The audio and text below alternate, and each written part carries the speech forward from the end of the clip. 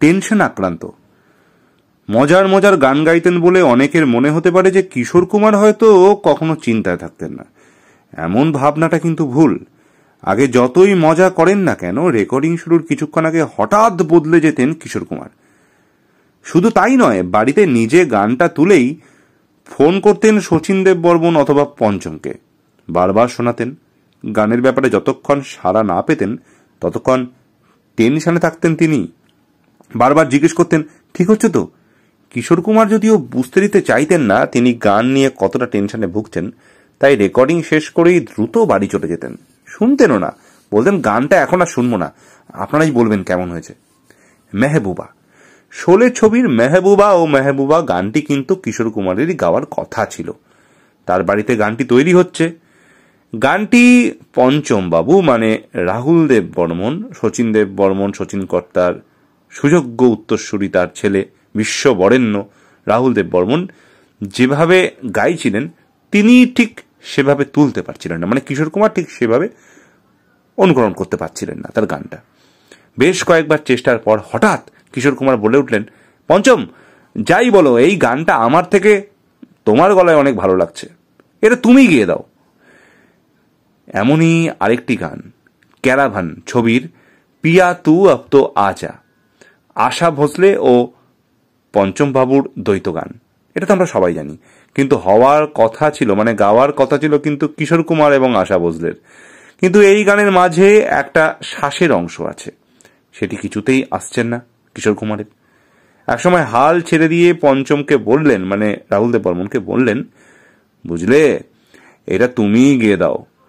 আর একটা গান ছিল দিল সে দে, এই গানটাও কিশোর কুমারের অনুরোধে গিয়েছিল পঞ্চম বাবু অর্থাৎ রাহুল দেব বর্মন।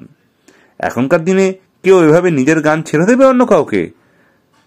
মানে চেষ্টা করে যদি নাও পারা যায়, শেষ অবধি প্রফেশনালিজম আর টেকনিক্যাল যে সমস্ত টুলস রয়েছে, টেকনোলজি রয়েছে, তাকে আশ্রয় করে একটা কিছু বাজার চলতি বের করে দেওয়া হবে। কিন্তু অফার কেউ কাউর ছাড়বে না এভাবে।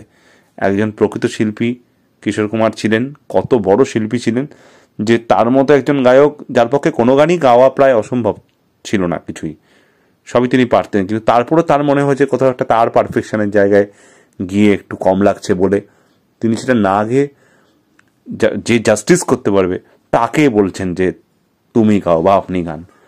তো এটাই ছিল কিশোর কুমার। এইরকম মানে এইরকম প্রকৃত শিল্পী বোধ হয় মানে আগেকার দিনে অনেক ছিল, কিন্তু এখনকার দিনে সত্যি খুব মিসিং, বিরল। হয়তো আছেন কিন্তু সংখ্যায় খুব কম। যাই হোক, কিশোর কুমারকে জানাই আমাদের চ্যানেলের তরফ থেকে আন্তরিক শ্রদ্ধা।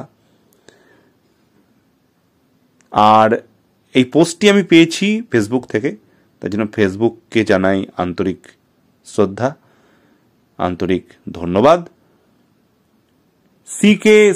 সিকেসি মুভিজ কিশোর কুমার, কিশোর দা, এটাই এই পোস্টার হ্যাশট্যাগ ছিল।